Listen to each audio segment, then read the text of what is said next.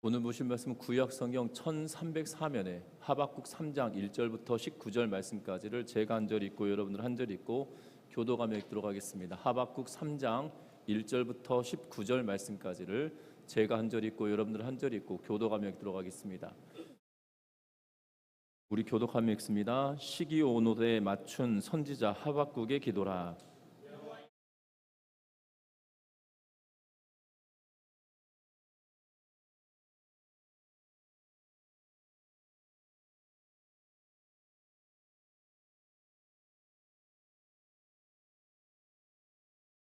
하나님이 대만에서부터 오시며 거룩한 자가 바란 산에서부터 오시는도다. 셀라. 그의 영광이 하늘을 덮었고 그의 찬송이 세계에 가득하도다.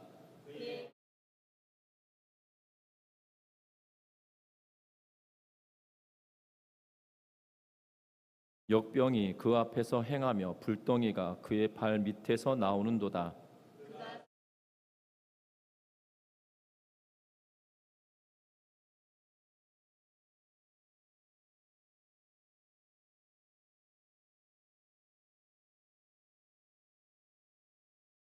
내가 본즉 구산의 장막이 환란을 당하고 미디안 땅의 휘장이 흔들리는도다.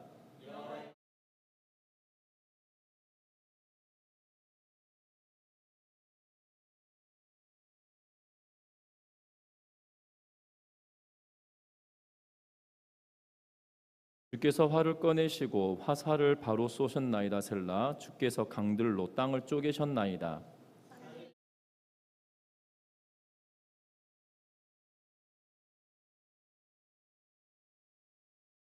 날아가는 주의 화살의 빛과 번쩍이는 주의 창의 광채로 말미암아 해와 달이 그 처소에 멈추었나이다.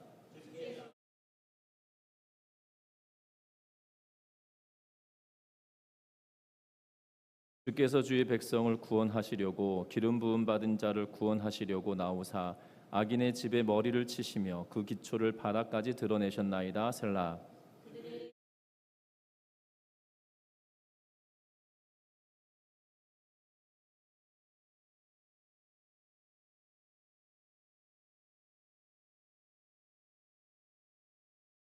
주께서 말을 타시고 바다 곧 큰 물의 파도를 밟으셨나이다.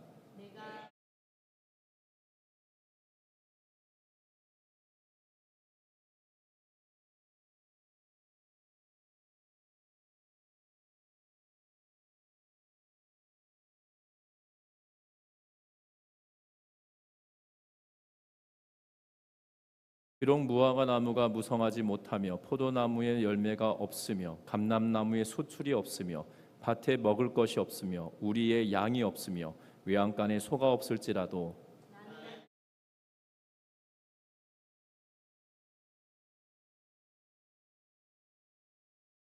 주 여호와는 나의 힘이시라. 같이 읽습니다.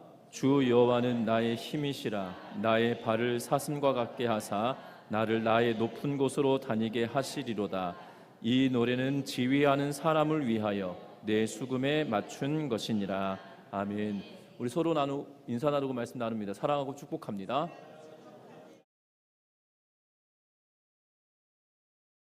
무디 목사님이 부흥회를 인도하기 위하여서 이 찬송 인도자로 유명하였던 생키 목사님과 더불어 여객선을 타고 여행을 하고 있었습니다. 신문에서 그의 사진을 자주 본 사람들이 이 생키를 알아보고 그분의 작곡인 선한 목자 되신 우리 주여, 선한 목자 되신 우리 주여 항상 인도하시고 이 찬양을 지으셨는데요. 그 찬양을 불러달라고 사람들이 생키 목사님에게 조릅니다. 그러자 그 찬송을 부르기 시작하고 사람들은 너무나도 감동합니다. 그러던 중 이 찬양을 마치고 나자 한 사람이 다가옵니다. 그러면서 이렇게 말합니다. 생키 선생님, 남북전쟁 당시에 당신은 북군으로 참전한 일이 있으십니까? 라고 묻더라는 거예요. 그러자 이 생키 선생님이 뭐라고 하냐면 네, 그렇습니다 라고 말을 합니다. 그러면서 이 찾아봤던 그 사람이 이렇게 말합니다. 저는 그때 남군으로 참전했는데 저는 당신을 본 적이 있습니다 라고 말을 하더라는 거예요. 당신은 북군의 파란 군복을 입고 있었고 그날 밤에 만올이었는데 당신이 제 사정거리 안에 들어왔습니다. 그리고 저는 당신을 겨냥해서 방아쇠를 막 당기려고 하던 그때에 당신이 노래를 부르기 시작했습니다 라고 말합니다. 그리고 뭐라고 말하냐면 방금 불렀던 이 찬양을 그날 밤에도 부르셨지요 라고 이야기합니다. 그때 뭐라고 또 이 사람이 말하냐면 그런데 이 찬송을 저의 어머니가 가장 좋아하는 찬양이었고 그 찬송을 자주 부르곤 했습니다. 그래서 당신이 예수 믿는 사람이라는 것을 알게 되자 저는 도저히 당신을 쏠 수가 없었습니다 라고 이야기합니다. 생키는 너무 감격하여서 자기 옛날 적을 힘껏 끌어안고 여호와는 나의 힘이요 나의 방패시라 내 마음이 그를 의지하여 그가 나를 도왔도다 라고 하며 시편의 말씀을 읊었다라고 이야기합니다. 찬양은 우리의 환경도 바꾸고 찬송은 우리의 생명을 구원하여 주는 놀라운 힘이 있는 것을 보게 되어집니다. 이 일만 있었겠습니까? 우리나라의 6.25 전쟁 당시에 이 북한군을 포로로 잡았는데 그 가운데 예수 믿는 사람으로 인하여 미군이 그를 다시 풀어주었던 일화들은 너무나도 많이 있는 것들을 보게 되죠. 왜 그렇습니까? 찬송을 부른다는 것, 찬양을 한다는 것은 하나님을 안다는 거고, 하나님을 안다는 것은 그 생명의 주관자가 하나님이신 것을 고백하는 일들이기 때문이라는 사실이죠. 저와 여러분들이 우리의 삶 속에서도 동일하게 찬양의 은혜가 있으시기를 주의 이름으로 부탁드립니다. 그런데 중요한 것은 오늘 왜 찬양에 관한 이야기를 하고 있냐는 것이겠죠. 1절의 말씀에 보면 시기온옷에 맞춘 선지자 하박국의 기도다라고 말하고 있는 그러한 모습을 보게 됩니다. 시기온옷이라고 하는 것은 이 현악기들로 이루어진 인도자를 따른 노래다라고 말할 수 있다라는 사실이죠. 특별히 오늘 읽었던 19절 끝자리 보면 이렇게 말합니다. 앞에는 1절에서는 기도다라고 말했지만 이 19절 마지막에는 이 노래는 이라고 하면서 지금 이것이 기도이기도 하지만 이것이 노래이기도 하다라고 지금 말하고 있는 모습을 보게 된다는 겁니다. 하박국 선지자는 지금 남유다가 고통당할 것에 대하여 알고 먼저는 하나님께 질문을 했죠. 이 남유다에 이렇게 패악한 이들이 있는데 하나님 그냥 두시겠습니까? 라고 말합니다. 그랬더니 하나님께서 바벨론으로 유다를 멸망시킬 거야 라고 말했더니 하나님 유다보다 더 악한 게 바벨론 아닙니까? 그들에게 유다를 맡기시겠습니까? 라고 질문하자 하나님은 그것에 대한 답변들을 또 해주셨다라는 사실이죠. 여러분들 어떻게 보면 징계가 임할 것을 하나님께서 말씀하시고 지금 유다 백성들에게 어려움이 당하여질 것을 알고 있는 이 상황에 여러분들 찬양할 수 있을까라는 것이죠. 여러분들 그렇지 않겠습니까? 내 앞에 염려가 되고 근심 걱정이 될 만한 일이 지금 내 눈앞에 확연하게 드러나 있는 이 상황에 여러분들 찬송이 불려지겠냐 이 말입니다. 여러분들 쉬운 일이 결단코 아닌 것을 보게 되죠. 힘들고 어려운 일들이 내 눈앞에 딱 다가오면 우리는 염려하기 쉽고 걱정하기 쉽고 때로는 혼란스러워하기도 하다라는 사실이에요. 하지만 하박국 선지자는 오늘 이 하나님의 음성을 듣고 난 이후에 그가 하고 있는 것은 기도를 하며 하나님을 찬양하고 있는 그러한 모습을 보게 된다는 겁니다. 어떻게 보면 이 하박국 선지자는 불평으로부터 시작하였던 이 하박국의 글이거든요. 하나님이 유다를 이대로 내버려 두실 것입니까? 라고 하면서 불평한 거잖아요. 하나님 유다보다 더 악한 바벨론으로 유다를 멸망시키실 겁니까? 라고 하며 또 다른 불평을 하였던 거 아니겠습니까? 그런데 불평으로 시작하였던 이 하박국 선지자가 결론적으로는 어떻게 하느냐? 하나님을 찬양하고 하나님을 경배하는 일로 이 글을 마치고 있다라는 사실이죠. 도대체 그러면 이 찬양은 도대체 어디서부터 오게 되어지냐는 거예요. 찬양은 어떤 때 우리가 찬양을 하게 되어지느냐라는 것을 오늘 본문을 통하여 살펴보려고 하는데요. 그래서 저와 여러분들이 우리의 삶 속에 찬양이 그쳐지는 것이 아니라 날마다 찬양 속에 살아가는 은혜가 있기를 주의 이름으로 부탁드립니다. 그러면 우리에겐 전제가 있어요. 찬양 그러면 우리는 이렇게 생각해요. 우리가 찬송가를 부르고 복음성가를 부르고 이런 것이 찬양이다라고 생각하는데 찬양은 단순히 그것이 찬양이 아니에요.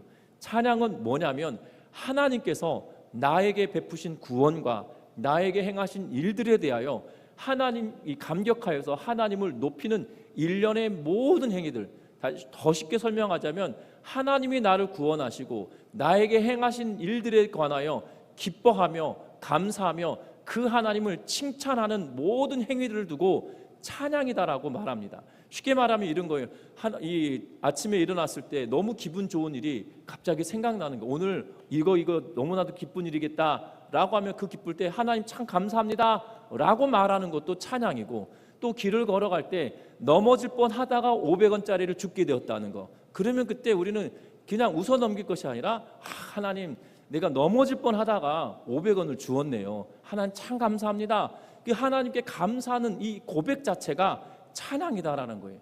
그런데 이 고백이 곡조가 붙어 있고 또한 우리의 기도가 곡조가 붙어 있으면 그것은 찬송이다라고 따로 부르고 있는 것을 보게 되죠. 그러니까 찬송이다라고 하고, 찬양은 하나님을 높여드리는 모든 일들을 다 찬양이다라고 말한다는 거예요. 그럼 우리는 어떨 때 우리가 찬양을 하게 될까요? 오늘 1절과 2절 말씀 우리 다시 한번 같이 읽어봅니다. 1절과 2절의 말씀입니다. 시기 온 옷에 맞춘 선지자 하박국의 기도라. 여호와여, 내가 주께 대한 소문을 듣고 놀랐나이다. 여호와여, 주는 주의 일을 이 수년 내에 부응하게 하옵소서. 이 수년 내에 나타내시옵소서. 진노 중에라도 긍휼을 잊지 마옵소서. 아멘. 오늘 성경 말씀을 통해서 보면 선지자는 뭐라고 이야기하냐면 2절에 여호와여, 내가 주께 대한 소문을 듣고 놀랍습니다 라고 하면서 하나님께 말을 하죠. 놀랐다라고 이야기합니다. 그러면서 뭐라고 이야기하냐면 주는 주의 일을 이 수년 내에 행하시옵소서, 이 수년 내에 부응하게 하옵소서라고 말하면서 하나님 일하시옵소서라고 말하고 있는 그러한 모습을 보게 된다는 거죠. 이 하박국 선지자가 지금 찬양하는 그 순간은 하나님이 일하실 때에 하나님을 찬양하고 하나님을 높이고 있는 그러한 모습을 보게 된다는 겁니다. 여러분들, 이 하박국 선지자가 내가 주께 대한 소문을 듣고 놀랐다라고 할 때 그 소문은 뭘까요? 여러분들, 소문은 뭘까요? 우리 지금 하박국이 말하고 있는 이 소문이라고 하는 단어는 다른 데 있는 것이 아니에요. 하나님의 말씀과 연결지어져 있는 거죠. 다시 말하면 소문으로 표현되어 있어서 우리가 그냥 동네에 돌아다니는 소문, 이 정도로 생각하면 안 된다는 거예요.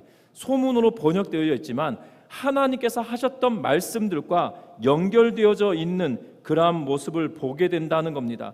그것은 다른 것이 아닙니다. 하나님께서 행하실 일들에 관한 것이지요. 특별히 1장부터 시작해서 2장까지 하나님이 뭐에 대해서 말씀하셨습니까? 유다가 멸망당할 거다, 바벨론이 멸망당할 거다, 이 이야기를 하나님께서 하셨습니다. 이 일들을 그가 들었다는 거예요.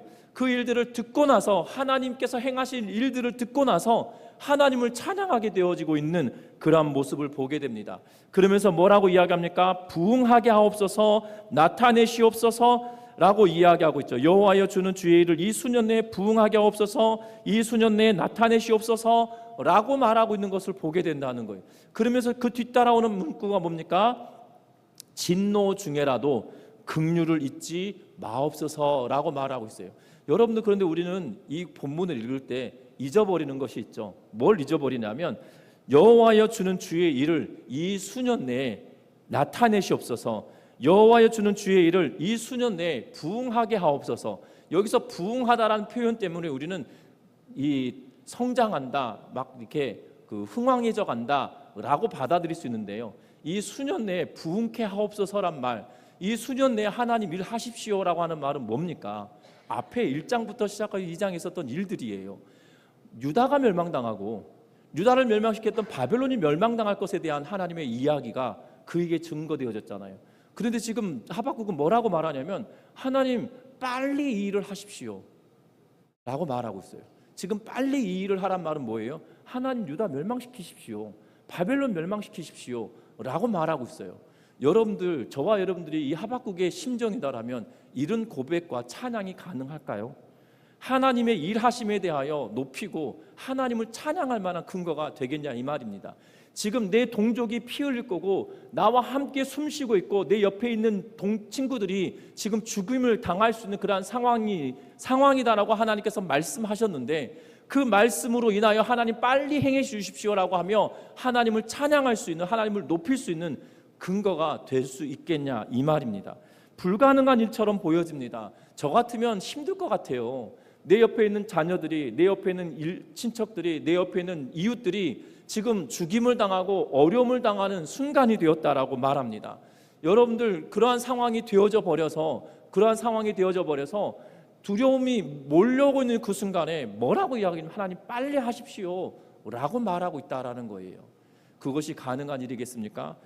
이 12월 3일에 비상계엄이 선포되어지고 난 이후에 이 1980년대 이 79년 12.12 쿠데타 이후에 80년 5월을 지내면서 수많은 어려움을 당하였던 분들, 특히 광주나 또한 전라도권이나 다른 서울 지역에서 이 군인들의 총뿌리를 이 앞에 두고 살아왔던 분들은 이 트라우마가 엄청났다라고 이야기를 하시는 것들을 보게 되어집니다. 그리고 군인들이 이 민간인들 향해서 이 자의적이든 우발적이든 간에 총뿌리를 겨눴던 모습을 보면서 눈물을 흘렸던 어른들을 종종 보게 되어진다라는 거죠. 여러분들 이러한 상황이 왔을 때 그 두려움과 염려가 엄습할 때 여러분들 찬양이 가능하실 것 같으신가요? 저 같으면 불가능할 것 같아요. 그런데 지금 하박국은 찬양을 하고 있고 맨 뒤에 이 노래는 이라고 하면서 하박국은 노래를 지어 하나님께 올려드리고 있는 모습을 보게 된다는 겁니다. 왜 그러냐면 이 뒤에 있는 이 2절 하반절에 있었던 이 말씀 때문이죠. 진노 중에라도 긍휼을 잊지 말아 주십시오. 하나님 어차피 고난당하고 또한 하나님의 계획은 이미 하나님의 계획은 실행되어질 것이기에 이런 말 있잖아요. 매도 뭐 한다고요? 먼저 맞는 게 낫다라는 표현을 쓰죠.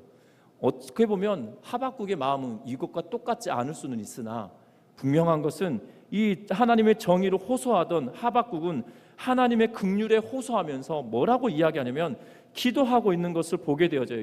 바벨을 통해서 유다를 심판하시고자 하는 하나님의 일을 빨리 이루시라라고 이야기합니다. 그렇지만 그 가운데 유다를 향한 하나님의 긍휼과 그 마음은 잊어버리지 말아 주십시오, 잊지 말아 주십시오라고 하면서 이 수년 내에 성취해달라고 이야기하며 그 안에서 하나님의 심판의 칼날이 닥칠 때 어떻게 보면 하박국도 그 동족과 더불어 함께 고난을 당할 수도 있음에도 불구하고 뭐라고 이야기하냐면 그 가운데에서도 하나님은 이 민족을 향한 긍휼함을 베푸실 것을 내가 확신하기에 내가 하나님을 찬양합니다라고 말하고 있다는 거예요. 우리는 어떠합니까? 하나님의 약속하심과 하나님의 진노가 임할 것을 우리가 알아요. 그렇다면 그 가운데 하나님의 일하심으로 말미암아 그 안에서 하나님께서 나에게 긍휼을 베풀어 주시고 동족과 더불어 고통을 당할 것을 뻔히 알매도 불구하고 하나님이 이 어려운 상황에도 우리와 함께해 주실 거죠 라고 하며 그 나와 함께해 주실 하나님으로 인하여 찬양하게 되어지는 이 하박국의 모습을 보게 된다는 겁니다. 저와 여러분들도 이러한 자리에 섰다 할지라도 하나님께서 긍휼을 베푸시사 나와 함께 하시고 나를 다시 세우실 것이고 나와 함께 나를 더불어 회복시키실 것을 확신하면서 그 하나님의 일하심 앞에 찬양하며 나아가는 우리 전미중앙교회 모든 성도님들 되시기를 주의 이름으로 부탁드립니다. 뿐만 아닙니다. 오늘 3절부터 시작해서 15절 말씀까지 통해서 보면 하나님의 심판 앞에 우리가 떨 때에, 두려워서 떨 때에 우리는 하나님을 찬양해야 된다라고 말하고 있는 것을 보게 되어집니다. 특히 3절부터 시작하여서 15절 말씀까지는 크게 두 문단으로 나눌 수 있을 것 같아요. 먼저는 3절부터 7절까지 이 한 문단이 이루어지는데 그 말은 어떤 말을 담고 있냐면 과거에 하나님께서 이스라엘에게 행하셨던 일들에 대하여 설명을 하죠. 그리고 8절부터 15절 말씀까지는 이제 앞으로 되어질 일들에 대하여서 하박국 선지자는 하나님께서 이제 앞으로 되어질 일들에 대하여 이야기하고 있는 것을 보게 됩니다. 특별히 3절부터 7절 말씀까지 보면 무엇에 대해서 이야기하냐면 대만에서부터 오시는 거룩한 자가 바란산에서부터 오시는도다 라고 이야기하면서 하나님의 임재를 이야기하고 있는 것을 보게 되어집니다. 하나님의 임재가 이스라엘 백성들의 과거에 하나님의 임재가 있었던 때가 있습니다. 언제인가요? 하나님의 임재가 이스라엘 백성들에게 가득하였을 때가 있었는데 언제냐면 성경을 통해서 보면 두 번에 걸쳐서 있었죠. 하나님의 임재가 충만하게 임하였던 때가 언제냐면 시내산에 있을 때, 시내산에 머물렀을 때 하나님의 임재를 충만하게 경험함으로 산이 불타고 하나님의 임재하심으로 이스라엘이 두려워했던 때를 경험하게 됩니다. 또 한 번 이 신의 산을 한나라 묶었다라면 이 성막이 지어지고 하나님께 봉헌할 때겠죠. 또 다른 하나가 언제냐면 솔로몬이 성전을 짓고 나서 하나님께 기도하고 봉헌하였을 때 그들에게 하나님의 임재가 충만하게 임하였던 것들을 보게 됩니다. 그런데 우리가 대만과 그리고 이 바란에서부터라는 표현을 통해서 보면 이것은 이 학자들마다 조금 견해가 다르지만 신의 산에서 임하였던 하나님의 모습을 다시 한번 상기시키며 다시 한번 기억하게 하고 그 하나님이 행하셨던 일들을 다시 한번 바라보게 만드는 일이다라고 이야기하는 것을 보게 되죠. 그래서 4절부터 6절 말씀에 보면 그의 광명이 햇빛 같고 광선이 그 손에서 나오나니 라고 이야기합니다. 역병이 그 앞에서 행하며 불덩이가 그 발밑에서 나온다라고 이야기하고 그가 서신즉 땅이 진동하였다라고 이야기하고 나라가 전멸했다는 말은 나라가 흩어져 버렸다라고 이야기할 만큼 하나님의 임재로 말미암아 놀라운 역사가 일어났음을 보게 되어진다는 거죠. 실제로 그랬습니다. 하나님께서 신의 산에 강림하실 때, 하나님께서 신의 산에 언약을 맺으실 때에 어떻게 보면 산이 불탔다라는 말은 불덩이와 같은 일들이 그들에게 있었을 뿐만 아니라 이스라엘 백성들이 가나안 땅을 향해 나아갈 때 애굽에 내렸던 재앙들은 하나님의 진노하심과 하나님의 역사하심을 보여주는 그 하나의 대목이었을 거예요. 분명한 것은 과거에 우리를 향하신 하나님의 일은 이러했었다는 거죠. 우리를 하나님께서 세우시고 우리를 이끄시기 위하여 우리가 아닌 다른 이들에게 징계하시고 진노하시고 하나님께서 그들을 심판하셨었다. 배역한 죄로 말미암아 죄악이 관영한 것으로 말미암아 하나님께서 그 땅을 심판하셨었다라고 지금 이야기하고 있는 모습을 보게 된다는 거예요. 그러면서 뒤로 넘어옵니다. 8절부터 시작해서 15절 말씀은 뭐에 대해서 이야기하냐면 이제 되어질 일들에 대해서 이야기하고 있는 거잖아요. 이 되어질 일들은 과거에 하나님께서 우리를 구원하시기 위하여 하나님이 그 대적들에게 이렇게 행하셨었는데 이제 뭐가 되냐면 우리에게 바벨론을 통하여 되어질 것이다 라고 말하고 있는 것을 보게 되죠. 특히 열방을 이 8절부터 시작해서 15절 말씀까지는 유다만의 멸망을 이야기하고 계시는 것이 아니라 무엇에까지도 이야기하고 있냐면 열방, 특별히 바벨론이 심판당하게 되어질 것에 대하여 이야기하고 그로 말미암아 이스라엘 백성들이 구원받게 되어질 것에 대하여 말씀하고 있는 그러한 모습을 보게 되어집니다. 그래서 이 하나님은 이 바벨론 왕에 대하여 뭐라고 이야기하고 있냐면 바벨론 왕은 폭력을 행사하면서 사납고 교만하고 우상에 굴복하는 자처럼 이야기하고 있는 그런 모습을 보게 되죠. 하지만 그 하나님은 정의를 베푸시고 긍휼을 베푸시고 거룩하시고 그리고 전능한 전사로 대조하면서 하나님께서 이제 열방을 대적하고 특별히 바벨론을 심판하시며 유다를 이스라엘을 회복시키실 것에 대하여 말씀하고 있는 그러한 모습을 보게 됩니다. 그래서 8절에 이렇게 말합니다. 여호와여 주께서 말을 타시며 구원의 병거를 모으시니 강들이 분이 여기심이니까 강들을 놓여 하심이니까 바다를 향하여 성내심이니까 라고 말하고 있는 모습을 보게 되죠.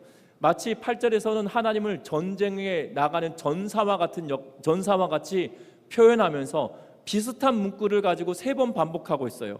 강들에게 분노하십니까? 강들을 분이 여기십니까? 강들을 노여워하십니까? 바다를 향하여 성내십니까? 라고 이야기하고 있는 것을 보게 됩니다. 이 강들, 바다라는 표현을 쓰고 있는데요. 강과 바다는 이 고대 근동의 고대인들에게 있어서만큼은 뭐라고 이야기하냐면 신들이 통치하고 있는 혼돈의 세계를 표현하고 있다라고 여기고 있었어요. 고대 사회의 그 사람들은. 그런데 뭐라고 이야기하냐면 이 강과 바다에 있는 이집트, 아수르, 바벨론을 이야기하고 있는 거거든요. 다시 말하면 고대 사회에 신들이 통치하고 있는 그러한 영역, 신들이 통치하고 있는 혼돈의 세계를 말하고 있다라면 그 혼돈의 세계를 지금 이 하박국은 뭐라고 이야기하고 있냐면 강과 바다를 끼고 있는 이집트와 강과 바다를 끼고 있는 아수르와 강을 끼고 있는 바벨론을 이야기하며 그들에 대하여 그들을 가르치는 대로 사용하고 있는 그런 모습을 보게 된다는 거죠. 결국 뭡니까? 하나님은 애굽을, 하나님은 아수르를, 하나님은 바벨론을 뭐 한다고요? 노여워하시고 분이 여기시고 그리고 성내고 계시다는 것, 그것을 대항하여서 하나님이 그렇게 행하시겠다라고 말씀하고 있는 그런 모습을 보게 됩니다. 왜 그렇습니까? 하나님의 심판은 단순히 유다에게만 있는 것이 아니라는 거예요. 이 심판은 아수르와 열방, 아수르와 바벨론과 이집트에 하나님이 징계하셨던 일들을 보게 될 거고 그렇게 되어질 것인데, 그렇게 되어지는 이유가 뭐예요? 하나님이 우리를, 다시 말하면 유다 백성들을 회복시키기 위하여 그렇게 하신다라고 말하고 있는 그러한 모습을 보게 됩니다. 그래서 13절 말씀 같이 한번 읽어봅니다. 13절의 말씀입니다. 주께서 주의 백성을 구원하시려고 기름 부음 받은 자를 구원하시려고 나오사 악인의 집에 머리를 치시며 그 기초를 바닥까지 드러내셨나이다. 아멘. 뭐라고요? 그들을 멸망시키시고, 이제 되어질 일들에 대해 이야기하면서 그들을 멸망시키시고 이집트와 아수르와 바벨론을 멸망시키실 것인데, 심판하실 것인데, 그 이유는 다른 것이 아니라 주께서 주의 백성을 구원하시기 위하여 하나님께서 그 일들을 행하실 것입니다. 그러하기에 심판 앞에 있을 때 두려워할 것이 아니라 심판 앞에 있을 때 뭐 해야 된다고요? 찬양하라 라고 지금 말씀하고 있는 그러한 모습을 보게 된다는 겁니다. 저와 여러분들이 하나님의 징계와 심판을 두려워할 것이 아니라 그 가운데에서 우리를 구원하시고 그 가운데서 우리를 회복시키실 그 하나님을 기대하며 나아가는 우리 모두가 되시기를 주의 이름으로 부탁드립니다. 우리는 어떻게 보면 세상은 우리들에게 무섭게 보입니다. 반면에 하나님은 우리는 만만하게 여길 때가 있죠. 세상은 두려워하면서 하나님은 만만하게 봅니다. 그 이유가 뭡니까? 하나님의 영광 앞에 서본 경험이 없기 때문이죠. 그 지존하신 그 하나님 앞에 내가 서본 경험이 없으니 세상이 우리들에게 다가올 때 무섭게 보이고 그것에 굴복해야만 할 것 같은 그러한 상황이 보인다는 거죠. 그런데 하나님은 그 세상을 멸하시며 하나님이 그 백성들을 구원하실 놀라우신 하나님이다라는 사실입니다. 저와 여러분들이 하나님의 영광 앞에 정말 담대하게 설 수 있는 은혜가 있기를 주의 이름을 부탁드립니다. 하나님의 영광은 그 백성과 맺으신 언약으로 인하여 그 백성들을 살리시고 그 백성들을 구원한 일이기 때문이라는 거죠. 뿐만 아닙니다. 오늘 성경에 보면 16절부터 19절 말씀까지 뭐에 대해서 이야기하냐면 우리가 너무나도 잘 알고 있는 찬양의 가사가 여기에 수록되어져 있죠. 특별히 17절부터 시작하여서 19절 말씀은 이렇게 말합니다. 비록 무화과 나무가 무성하지 못하며 포도나무에 열매가 없으며 감람나무에 소출이 없으며 밭에 먹을 것이 없으며 우리의 양이 없으며 외양간에 소가 없을지라도 나는 여호와로 말미암아 즐거워하며 나의 구원의 하나님으로 말미암아 기뻐하리로다. 주 여호와는 나의 힘이시라. 나의 발을 사슴과 같게 하사 나로 나의 높은 곳으로 다니게 하시리로다 라고 하며 기록하고 있는 모습을 보게 되죠. 여러분들, 무화과 나무에 열매가 없고 포도나무에 소출이 없습니다. 그럼 어떤 건가요? 비참한 상황이잖아요. 여러분, 흉년인 거잖아요. 먹을 것이 없는 그런 상황이 되어져 버렸습니다. 그때 또한 뭐라고 이야기하냐면 밭에도 먹을 것이 없고 우리의 양도 없고 외양간에 소도 없는 그러한 처참한 상황이다라고 말하고 있죠. 그런데 뭐라고 이야기합니까? 나는 여호와로 인하여 찬양한다. 내가 여호와로 말미암아 즐거워한다. 나의 구원의 하나님으로 말미암아 뭐 한다고요? 기뻐한다라고 말하고 있는 그러한 모습을 보게 되죠. 왜 이런 고백을 하게 되어질까요? 지금 흉년이고 먹을 것이 없고 양도 없고 소도 없는 그러한 비참한 상황에 놓여져 있음에도 불구하고 하나님으로 인하여 즐거워하고 여호와로 인하여 기뻐한다라고 고백하고 있는 모습을 봅니다. 왜 그렇을까요? 왜 지금 하박국은 그 일들로 인하여 찬양하고 찬양하라고 우리에게 말하고 있을까요? 그것은 다른 것이 아니라 앞에서도 말씀드렸던 것처럼 하나님은 열방을 심판하시는 이유가 우리를 구원하시기 위함이다라면 그 하나님이 우리를 구원하셨는데 그냥 두시겠냐는 거예요. 그냥 두시겠냐는 거 아니라는 거죠. 지금은 비록 무화과 나무에 열매가 없고 포도나무에 열매가 없고 밭에 먹을 것이 없고 외양간에 소가 없고 그리고 우리의 양이 없다 할지라도 하나님은 우리를 이대로 두지 않으시는 분이시다라고 이야기하죠. 왜냐하면 19절에 여호와는 나의 힘이 되셔서 나의 발을 사슴과 같게 하신다. 그리고 나로 높은 곳을 다니게 하신다라고 말하고 있는 그러한 모습을 보게 됩니다. 우리는 사실 이 19절의 표현이 피부에 와닿지 않습니다. 왜냐하면 도대체 사슴의 발이 어떻길래 높은 곳을 다니게 하시냐, 뭐 이렇게 생각할 수 있는데요. 그런데 유대인들에게 있어서만큼은 이 사슴과 나의 발을 사슴과 같게 하사라는 이 표현이 굉장히 문학적인 표현들로 쓰여지고 있어요. 특별히 아가서 말씀을 통해서도 봐도, 또한 전도서 말씀을 통해서도 봐도 이런 표현들이 종종 등장하고 있는 그런 모습을 보게 되죠. 여러분들 기억할 것은 그냥 단순히 있는 것이 아니라는 겁니다. 이것은 그들로 하여금 하나님의 신실함의 힘의 원천이, 하나님의 신실하심이 우리로 하여금 기뻐하게 하고 우리로 하여금 찬양하게 하는 원천이 되어지기 때문에 그 여호와로 말미암아 그 신실하심으로 인하여 찬양하라고 우리에게 말씀하고 있다는 것을 기억하는 우리 모두가 되시기를 주의 이름으로 부탁합니다. 하나님 우리를 구원시키시고 그냥 내버려 두시는 분이 아니시라는 거예요. 역사를 통해서 분명하게 그들은 보았을 것입니다. 이스라엘 백성들을 하나님께서 가나안 땅을 향하여 출애굽시키셨어요. 하나님께서는 출애굽을 시키시고 하나님은 그냥 내버려 두지 않으시잖아요. 하나님은 굳이 어디로 끌고 가시냐면 홍해바다 앞으로 끌고 가십니다. 그리고 홍해바다 앞에 이르렀을 때 뒤에서는 애굽의 군대가 쫓아옵니다. 앞에는 홍해바다가 막고 있습니다. 하나님은 그냥 구원해내시고 건져내시는 것에만 목적이 있었다라면 그들이 광야에서 죽던, 홍해바다 앞에서 바로에 의하여서 죽임을 당하던 아무런 상관할 이유가 없죠. 그런데 어떻게 하십니까? 이스라엘 백성들을 홍해바다를 가르시고 그곳을 건너게 하시고 이집트의 애굽의 군대가 그 안에 들어와 온전히 몰살당하게 되어지는 모습을 보게 된다는 거예요. 여러분들 애굽의 군대가 왜 여기서 몰살당했을까요? 하나님 그들을 돌보시고 지키시기 위함이에요. 여러분들 계속 두렵지 않겠습니까? 여러분들 홍해바다가 이스라엘 백성들이 홍해바다를 건넜을 때 홍해바다가 딱 막혀 있는, 그냥 홍해바다가 딱 이렇게 막혀 있어서 마치 이 대한민국에서 태평양 건너 미국 가는 그런 상황이다라면, 아니면 적어도 대한민국에서 대한해협을 건너 일본을 가는 그런 상황처럼 이 연결되어져 있는 부분이 없다라면, 연결되어져 있는 부분이 없는 그런 상황이다라면 걱정할 일이 없어요. 애굽의 군대를 피해서 홍해바다 건너오면 걱정할 일이 없는데, 애굽의 군대를 수장시키신 이유는 다른 것이 아니에요. 40년 광야길을 오는 동안에 뭐가 없습니까? 애굽의 군대가 쫓아올 거라는 두려움이 없어요. 하나님의 애굽의 군대를 완전히 괴멸시켜 버려서 40년 동안이나 회복 불가능하게 만드셨던 거거든요. 하나님은 그냥 구원해내시는 데서 그쳐지는 것이 아니에요.